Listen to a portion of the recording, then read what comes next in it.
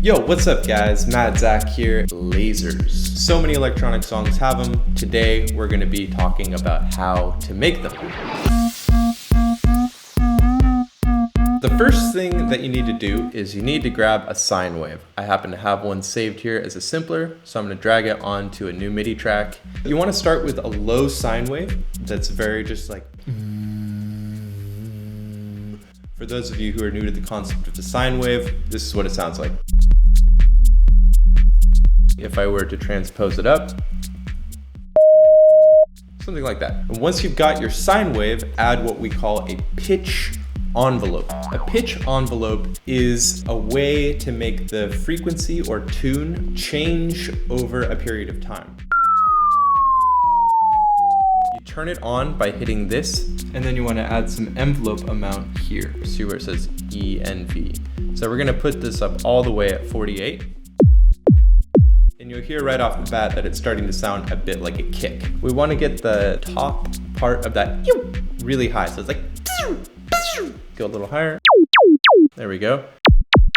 Now I'm going to walk you through each parameter of the pitch envelope one at a time so you can hear how it affects the sound. So we'll start with the attack.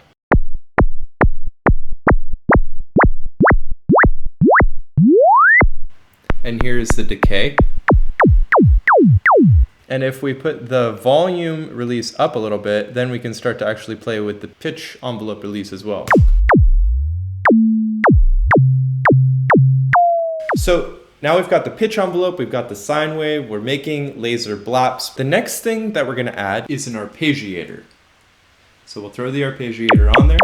Make sure to turn sync off. You want it on free mode.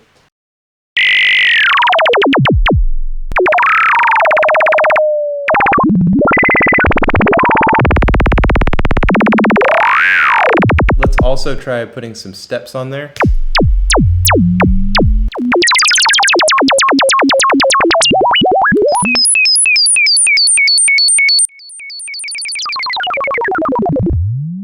Now that we've got the arpeggiator and the pitch envelope working together and creating some really cool laser motion, it's time to add a bit of context and character to our laser noise, and the way that we're going to do that is by adding some effects. Now, some of my favorite effects for laser noises are reverb, delays, frequency shifter. There's all kinds of different effects that sound cool, so it's up to you to experiment and find your own favorite combinations.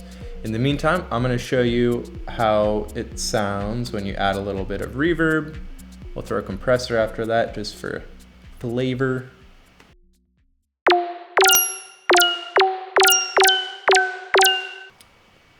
Extra decay time.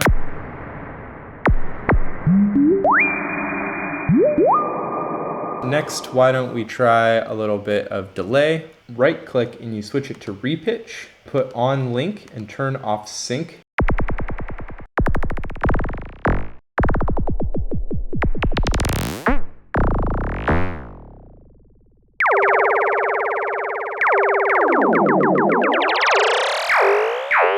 Because the delay at such a short time creates its own note, it makes this really cool effect, especially with the repitch on, where as you change the delay time, the pitch of that delayed signal will also change, much like an old analog delay would.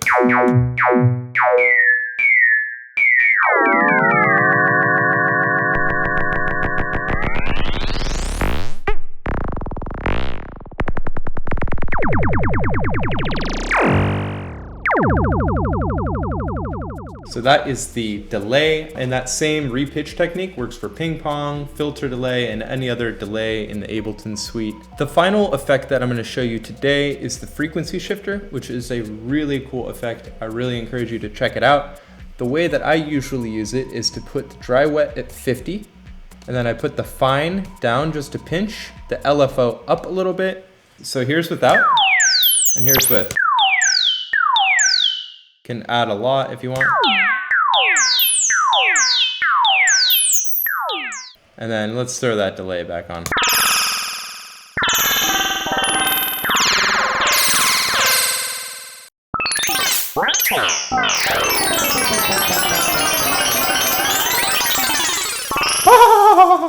That is a crazy noise. I didn't even expect that I would be making that.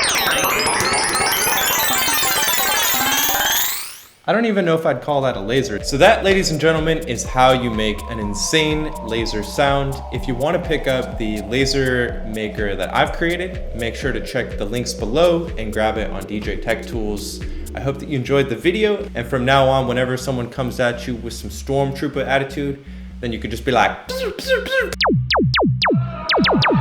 Mad Zach here for DJ TechTools. Until next time, hasta la vista.